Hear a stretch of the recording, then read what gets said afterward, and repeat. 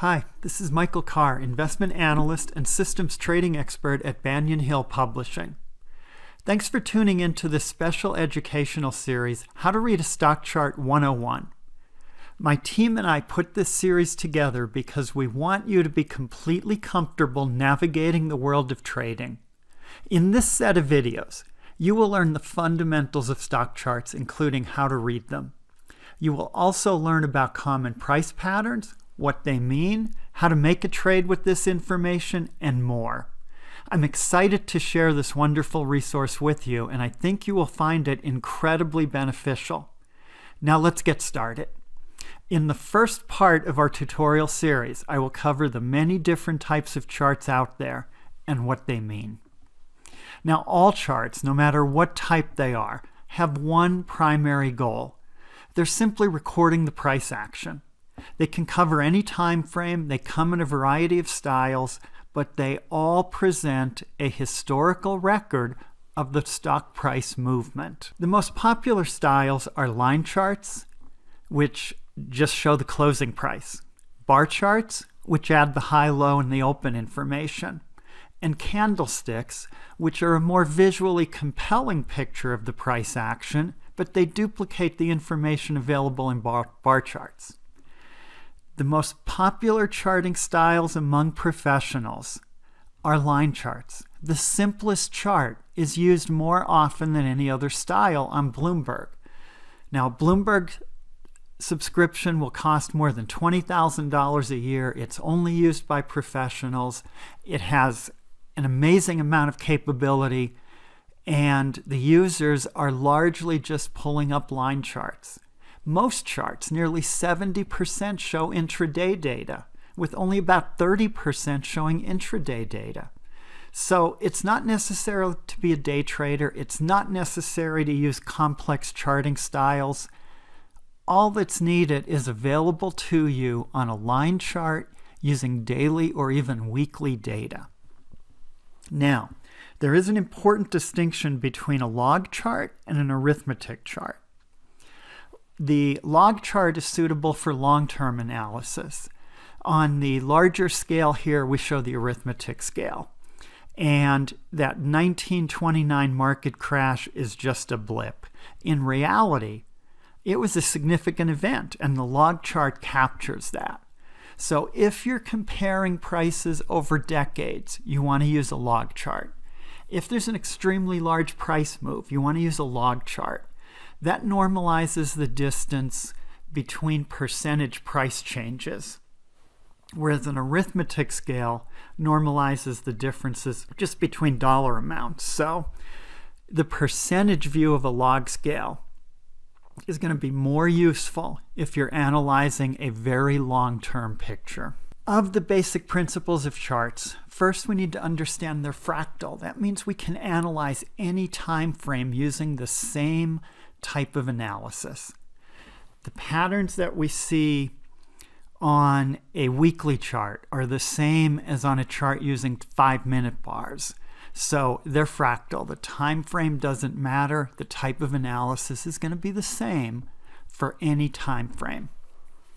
Patterns are going to be visible in any time frame. Here's a weekly chart and a daily chart showing the same security. In this case, this is the PowerShares QQQ Trust.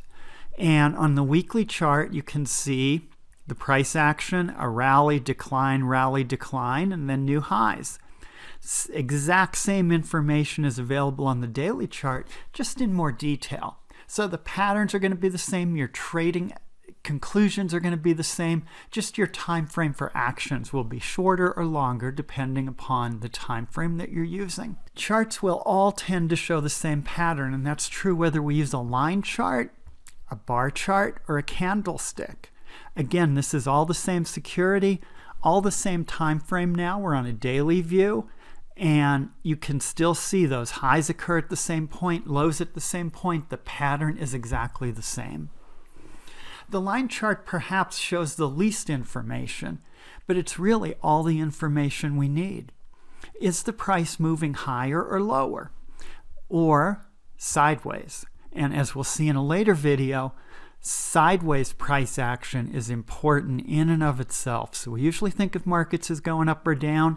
Charts show prices move up, down, or sideways, and we'll learn what each of those patterns mean. The bar chart includes the open, high, low, and close. Now the high that's how far the bulls were able to push prices up during the day. The low shows how far bears were able to push it down. And the close tells us who was stronger, the bulls or the bears. If the close is near the high, the bulls were stronger that day. The open, not the most meaningful piece of information, but it's on the chart. And it can be used for some indicators. But here's what the bar chart looks like. Again, what's important is the trend and the pattern of trading. Here we see when there's a new breakout to a new high, it's a good idea to be a buyer. It's that simple in chart analysis. The candlestick, again, uses the open, high, low, close. And if the close is above the open, the rectangle between the two prices is not filled in. It's filled in if the close is lower than the open. So if the trading day is weighed down by the bulls, or weighed down by the bears, you're going to see prices fall. If the action is uplifting, they float away. It's a lighter colored candle. And that's basically the benefit of the candlestick.